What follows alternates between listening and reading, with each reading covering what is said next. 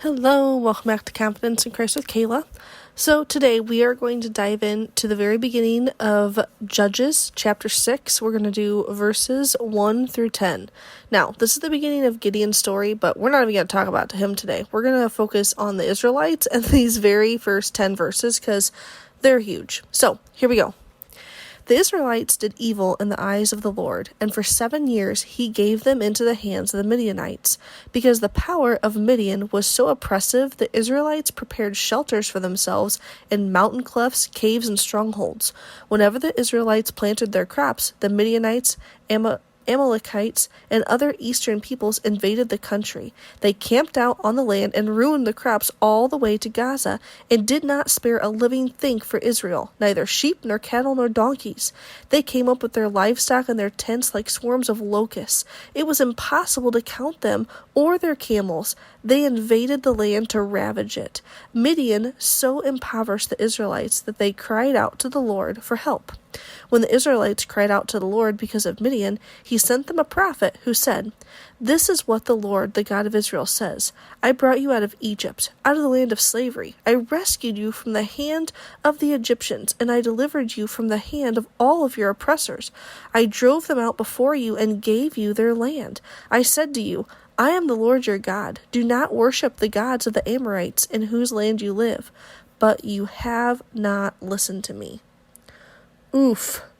Israelites, what are we doing here? The Lord gave them over. Says that in the first verse of this. He gave them over because they had not listened. And what blows my mind is in verse 6, it says, Midian so impoverished the Israelites that they cried out to the Lord for help. You realize it took them 7 years to get so impoverished that they finally cried out to the Lord. This was kind of like putting a frog in a pot and slowly bringing it up to a boil. They don't really realize what's happening until they're dead. And here you are. It's been 7 years that God has given them over because they haven't been obeying him. And they finally, after 7 years, get a light bulb and they're like, hey, maybe we should ask God for help. Do you guys remember him? God, the one who saved us from everything? And then God replies and he's like, yeah, here's a list of things I've done for you, but you didn't listen. Now, if we keep going, which we probably will here sometime, it talks about Gideon and how God picks Gideon to help save the Israelites. And it's a great, great story, and we'll dive into it another time. But I want to focus here on the Israelites. I am pretty sure you and I are just as thick-headed as the Israelites. We're just going to slowly let things creep into our lives in this new land, in this new time, and it's just slowly going to pull us away from God to the point where we go, whoa, wait a second.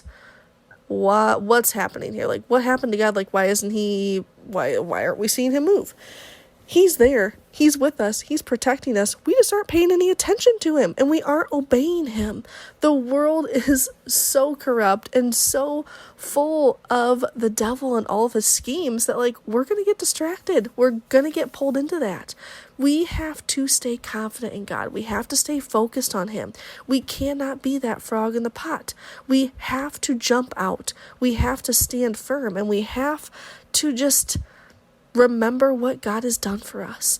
So today, stand in confidence, knowing what God has done in the past and knowing that he is going to do the same and even more extravagant things for us in the future. He promises it, and we can stand confidently in that. But we have to stand up to the things of the world, and you can do it. I know you can.